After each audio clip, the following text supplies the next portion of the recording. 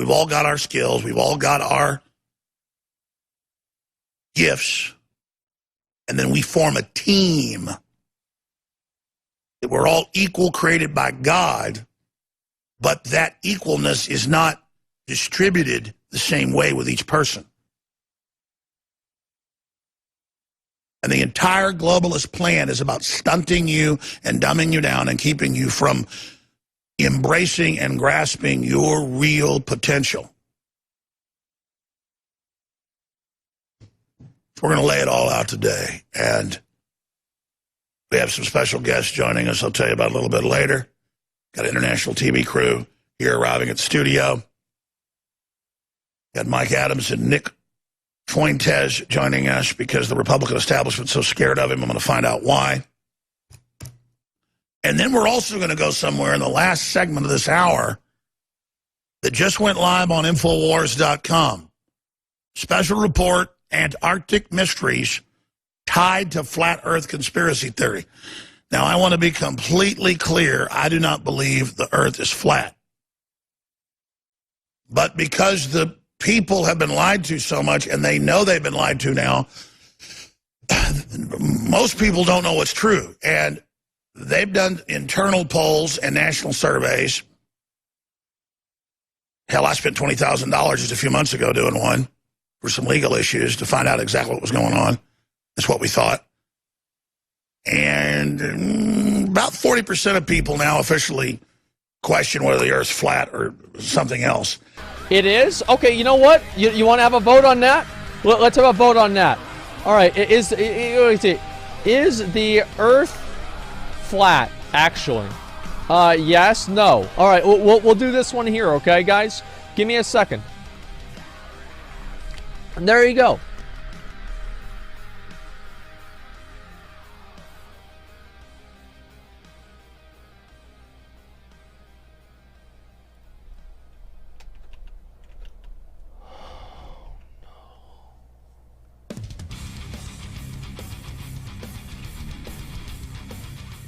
And I mean, that like most people don't believe that they killed al-Baghdadi. I do believe they killed al-Baghdadi because of where they were, the history of it, who he was trained by, McCain, the globalist, how Trump knew where he was. Trump doesn't want to do fake things. He wants to do real things. Why would he let them set him up with a fake takedown like that, knowing that they could use it against him? I believe it happened. All the evidence points towards it. But it's very healthy that mainstream news, the Russian news, doesn't believe it happened and is investigating it because we've been lied to so much. That's a normal response. So that's all coming up. First, I have people stop me on the street all the time and say, well, Alex, they lie about so much. Is the Earth flat? And I say, no, I don't think the Earth's flat. They go, whoa, you're not woke. And so I got challenged by Eddie Bravo and others. Look into Antarctica and look into what the claims are. And they really do have it sealed off down there. They're acting very suspicious, but there's a lot of reasons that could be. Not that the Earth's flat, and there's an ice dome over it and all the rest of it. But I promised to do a fair report on it. So Greg Reese, great investigative journalist, he put one together. We're going to premiere it next segment. Speaking of premiered video, drudgereport.com is linked to our article about Luke Radowski and We Are Change infiltrating Little Pedo Island there in the Caribbean, where Epstein had his abode. And the autopsy info's come out, and they've said basically conclusive he was murdered. Yeah, he had multiple broken bones in his neck, screaming, begging for his life. All the police, the guards were told to stand down. It's pretty incredible. That's all coming up as well, and we're going to open the phones up, and we have special guests. It's just an absolutely jam-packed transmission. In the age of social media censorship, questioning whether or not the Earth is a globe has been deemed harmful thought. But why is this? We seem to be conditioned to think that the issue has been scientifically settled. But this is not the case. Our most popular scientists recognize that the geocentric model, where the Earth is at the center of the universe, is observably accurate.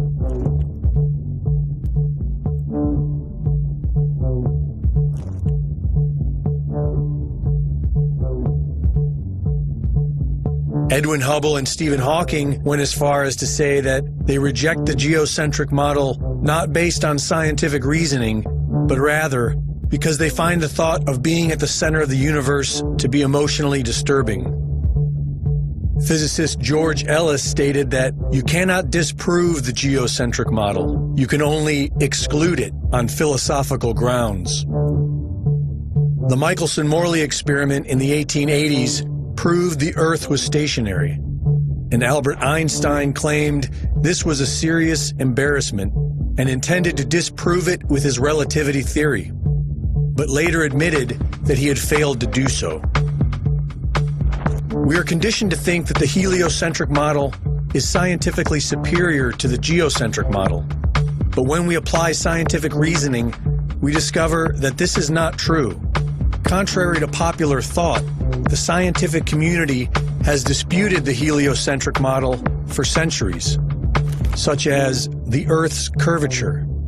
According to the heliocentric Earth model, the Earth is 24,000 miles in circumference, and if one were standing at sea level, they should only be able to see less than 3 miles before the surface of the Earth curves out of view. But this has been proven to be false for centuries, from the Bedford Level experiments of 1838 to modern photography. This photograph of Chicago was taken almost 60 miles away from Grand Mere State Park in Michigan. On a spherical Earth, this would be impossible. Using the Pythagorean theorem and the current dimensions of the Earth, the top of the tallest skyscraper should be 900 feet below the observable horizon. Local news explained this anomaly by claiming the image was a mirage. And what you're seeing here is a mirage. We typically would not be able to see this from the Lake Michigan shore. We talked about this last night. Conditions are right on the lake that we're actually seeing a mirage. They claimed that somehow light refraction and perfect weather conditions are responsible for creating a photorealistic mirage of the Chicago skyline appearing to sit on the flat horizon from almost 60 miles away. Anomalies in the Earth's curvature can also be found in old lighthouses, able to be seen for several miles past what is possible on the heliocentric model, and weapons guidance systems that are capable of sighting targets that would only be possible on a flat plane. We are accustomed to observing ships disappearing over the curve, but with modern consumer cameras, we can observe that this seems to be an optical illusion based on light reflection and the laws of perspective. Many of us tend to think the planet is too big to observe curvature, but the empirical evidence tells us that either the surface of the Earth is a flat plane or the planet is at least 100 times bigger than we are told. Another very intriguing argument for flat earthers is Antarctica, the mysterious massive continent at our southern pole that nobody is allowed to explore. After sailing over 60,000 miles along the Antarctic coastline, Captain Cook was never able to complete the journey around the ice continent, which is supposed to be just under 12,000 miles around. Neither was James Clark Ross or the British ship Challenger. Nobody has ever successfully circumnavigated Antarctica. Many so-called flat earthers claim that these attempts failed because Antarctica is actually a massive ice barrier that surrounds the flat surface of the Earth. The azimuthal equidistant projection map, produced by the U.S. Geological Survey, has been used for centuries for the fact that all directions or azimuths are correct and all distances are at true scale. Studying this map, one can clearly see how man has been able to accurately circumnavigate the Earth on a flat plane model.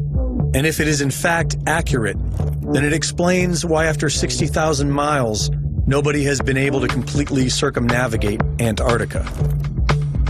Interestingly, this is also the map used by the United Nations. Admiral Richard Byrd, Medal of Honor winner, youngest admiral in the history of the Navy, and recipient of 3 ticker tape parades in his honor, led 4 expeditions to Antarctica. The 4th being a military operation known as Operation High Jump, with an aircraft carrier group 4,700 men, 13 support ships, and 33 aircraft. Their stated mission was to establish the Antarctic research base Little America 4. But many believe the true nature of the secret mission was to root out the Nazis who arrived in 1939, claiming New Schwabia and setting up a Nazi presence in Antarctica.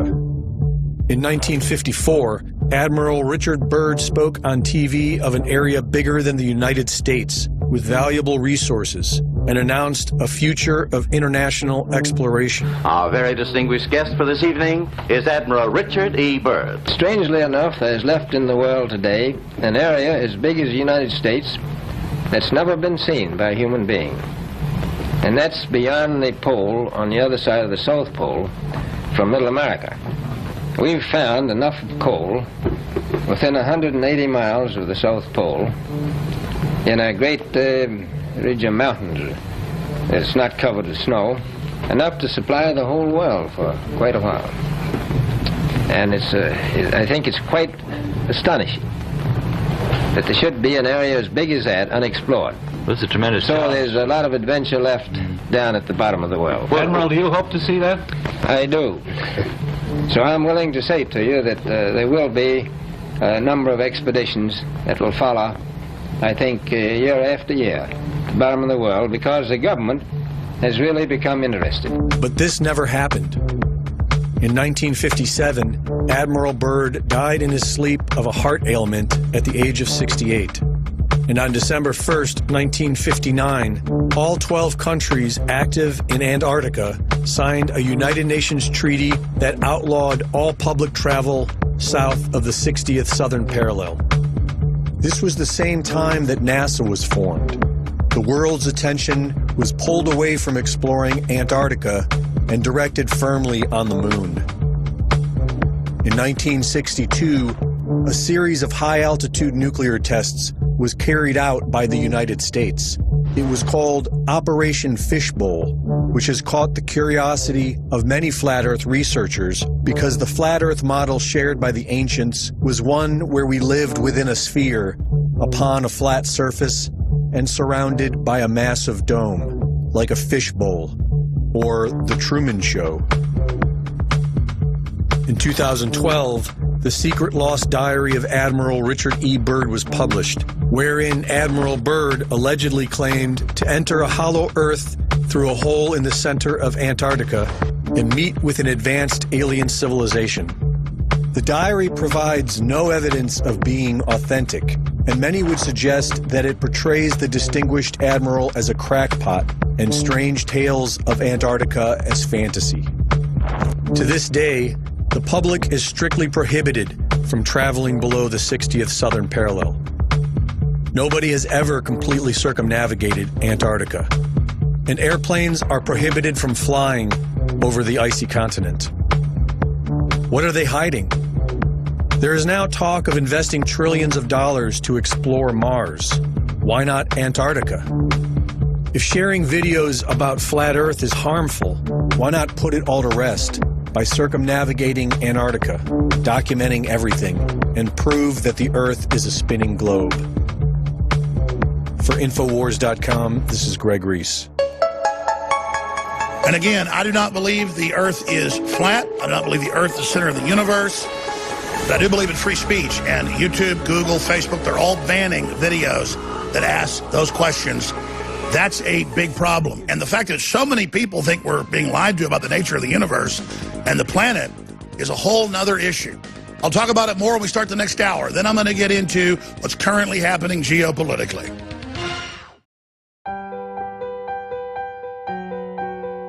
My fellow citizens, I got some great news. Not fake news. This is great news. It gives me great pleasure to introduce and endorse from the Flat Earth Podcast. I love these guys. A breakthrough for the geocentric world. I want everybody to have this. It's the new Flat Earth Sun and Moon Clock. Right on your phone. That's where it goes. It's beautiful. I got it. Melania loves it. Ivanka, too, are crazy about it. You know, all that money was spent on NASA, and they couldn't come up with this. It shows me right where I am. I know where the moon is. The season's got everything. It's got the wall Not that wall, the ice wall. You gotta get this. The Flat Earth Sun and Moon Clock. I'm Donald Trump, and I approve of this app. Tremendous technology, so simple. Baron, make it work for me, will you? This kid's so clever. Kids are clever. But CNN's so stupid.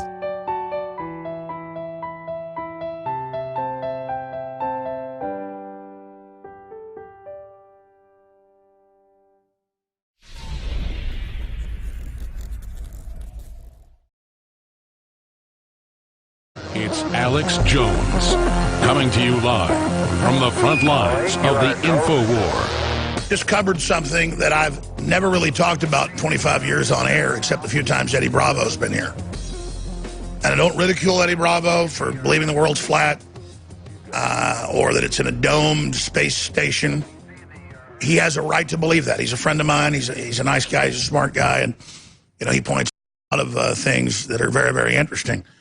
And it's because the mainstream media lies so much and have been caught lying that people now really question the very nature of reality.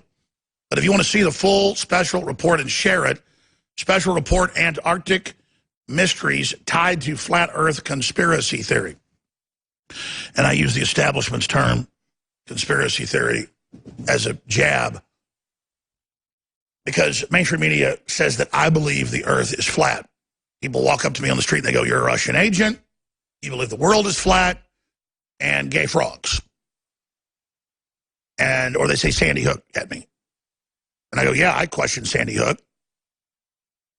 I mean, the media is questioning whether al-Baghdadi, the French media, the Russian media, the U.S. media is questioning whether al-Baghdadi died a few days ago on Saturday in northern Syria. That's completely reasonable. That's a right everyone has.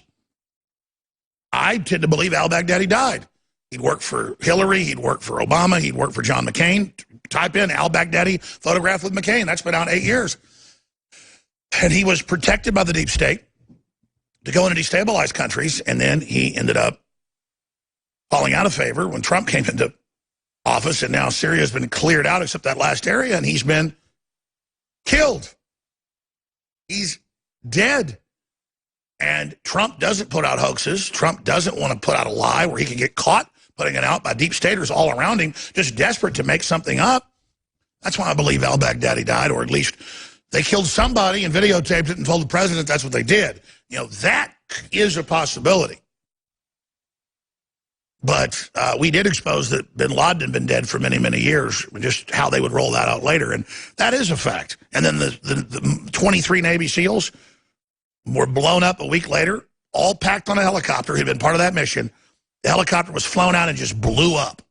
And they said, "We've not been briefed on a mission. We don't fly 23 people on one Chinook. What the hell's going on?" They said, "You're ordered to get on there." And they said, "We're being set up." But they still followed orders, and they died.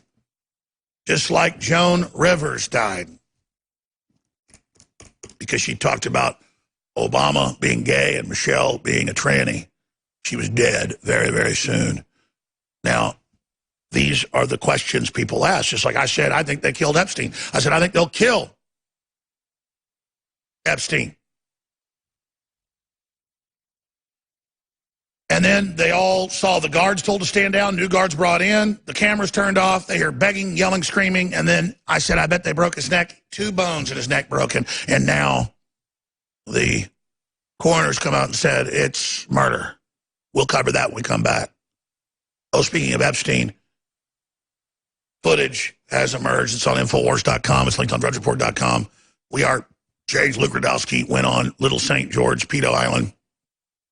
They got some interesting video. It's obviously been cleaned out, but you get to look at the facility. So